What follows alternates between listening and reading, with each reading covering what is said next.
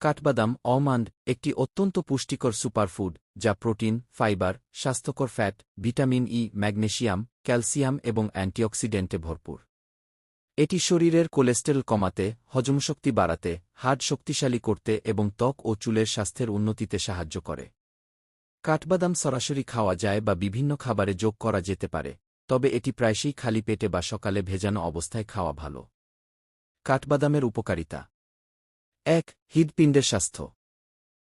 এতে থাকা vitamin E, monounsaturated fat এবং ফাইটোস্টেরল এলডিএল খারাপ কোলেস্টেরল কমাতে সাহায্য করে, যা হৃদরোগ ও গের ঝুঁকি কমায়।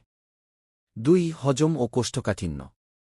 ফাইবারে ভরপুর হওয়ায় এটি হজমতন্ত্রকে উন্নত করে এবং কোষ্ঠকাঠিন্য দূর করতে সাহায্য করে।